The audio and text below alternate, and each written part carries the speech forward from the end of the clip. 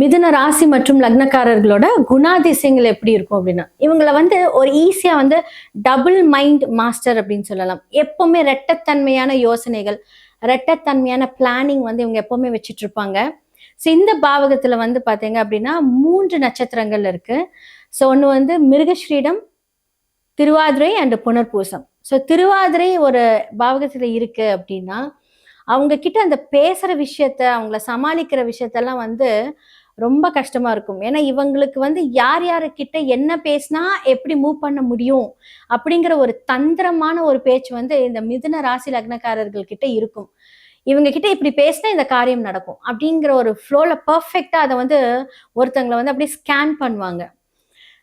இவங்க கிட்ட பேசி ஜெயிக்கவே முடியாது. ஏன்னா பிகாஸ் புத்திகாரகனுடைய வீட்டுல இவங்கள கிட்ட இருக்கக்கூடிய அந்த புத்தி அவங்க கூர்மையா யூஸ் பண்ணுவாங்க.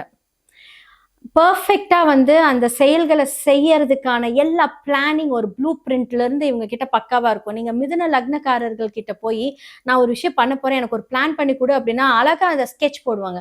இந்த மாதிரி நீ பர்ஃபெக்டா பண்ண, அட்வைஸ் பண்றதுல இவங்கள மாதிரியான ஒரு பர்ஃபெக்டான ஒரு பர்சன்ஸ் கிடைக்கவே முடியாது. என்ன நடக்கும் அப்படிங்கறது முன்னாடியே இந்த மாதிரியான பிளான்ஸ் அவங்க கரெக்டா எக்ஸிக்யூட் பண்ணுவீங்க. கம்யூனிகேஷன்ல ஒரு கிங் மாஸ்டர் அப்படின்னு சொல்லலாம்.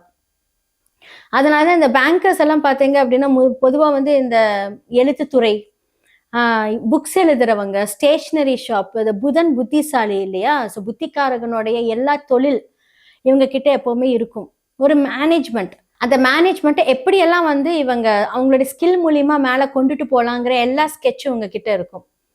அதே மாதிரி இவங்களை பொறுத்த வரைக்குமே பாத்தீங்க அப்படின்னா சம்பாதிக்கக்கூடிய விஷயத்த ஃபர்ஸ்ட் ப்ரிஃபரன்ஸ் காப்பிப்பாங்க. அப்புறம் தான் அந்த குடும்பத்தையே பார்ப்பாங்க.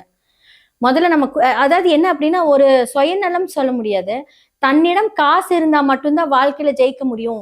ஏன்னா இவங்க ஒரு ஒரு ஃபீனிக்ஸ் மாதிரி இவங்க. பிகாஸ் என்ன அப்படின்னா இவங்க நல்லா மேலே வருவாங்க, திருப்பி கீழே போவாங்க, திருப்பி அவங்களே எந்திரிச்சு மேலே வருவாங்க, யாரும் கை தூக்க விட மாட்டாங்க.